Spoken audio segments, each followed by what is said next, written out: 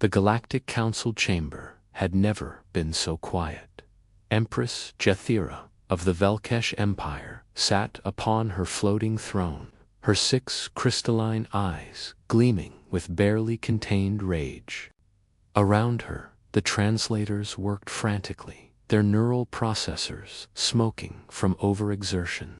The diplomatic corps from 17 different species stood frozen, none daring to move as the Empress's mandibles clicked in what everyone assumed was fury. "She's going to declare war," whispered Ambassador Krelnith, his scales turning pale yellow. "We've insulted her somehow, but we don't know how." The Vel'kesh were the most powerful military force in 3 sectors. Their language was notoriously complex, a combination of pheromones, subsonic vibrations, and a clicking pattern so intricate that even the most advanced AI translators could only capture 30% of its meaning.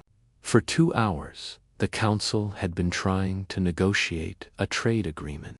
For 2 hours, they had been failing spectacularly. Empress Jethira rose from her throne, her 4 arms spreading wide. The temperature in the room dropped 10 degrees as her bioluminescent markings flared bright orange, a color no one had seen before, and therefore no one could interpret.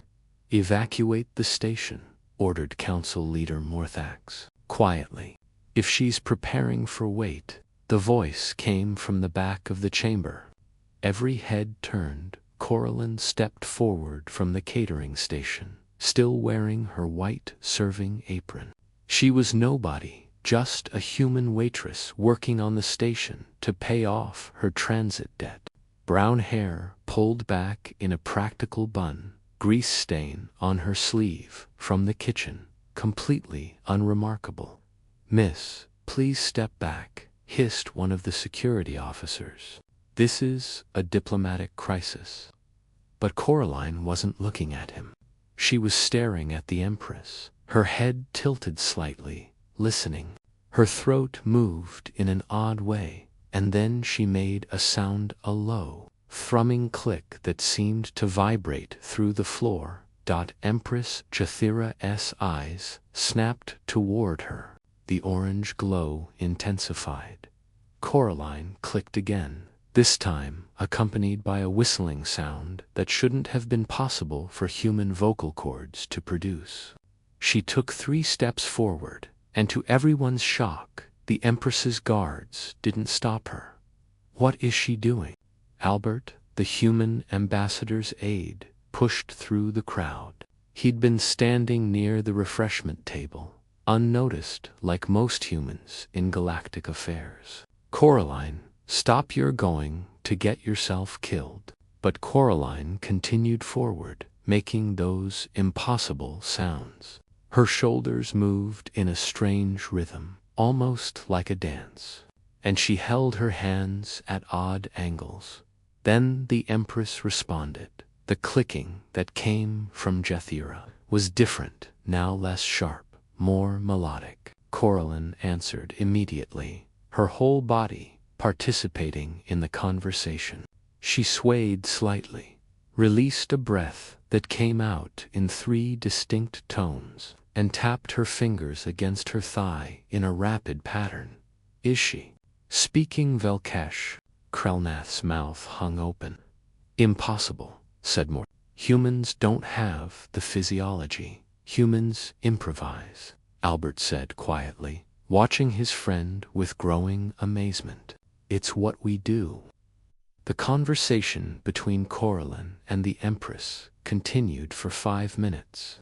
The tension in the room gradually dissolved as the Empress's bioluminescent markings shifted from orange to a gentle blue.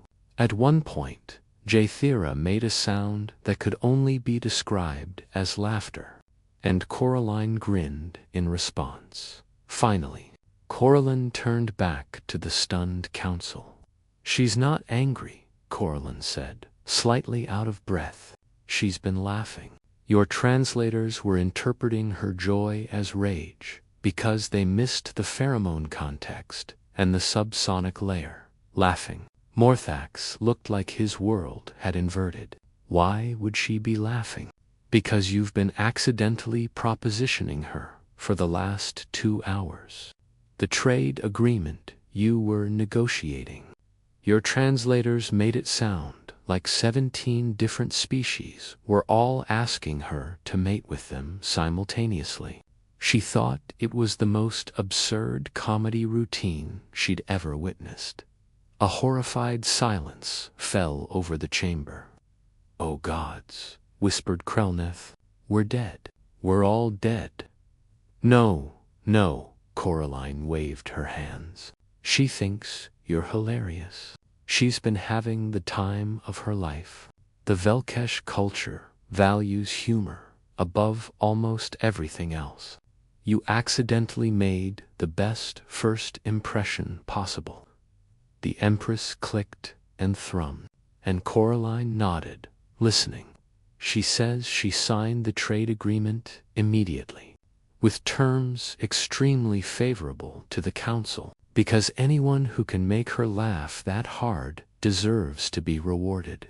She's also inviting everyone to a festival on her homeworld, where comedians from across her empire will perform. She thinks you should come and maybe learn some better mating proposals." That last part was a joke, by the way. Albert approached slowly. "Coraline, how do you speak Vel'kesh?" She shrugged. "I worked at a restaurant in the Fringe Territories for 3 years. We had Vel'kesh customers every week. I learned to communicate so I could take their orders properly. Started with basics, for yes, thrummed, for no, and built from there. Used my whole body since I couldn't produce all the pheromones. They appreciated the effort.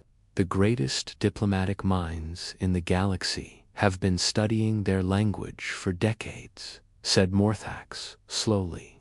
"And you learned it to be a better waitress." "A good waitress learns her customers," Coraline said simply. "Besides, humans are pattern learners. We're pretty good at languages when we actually need to be."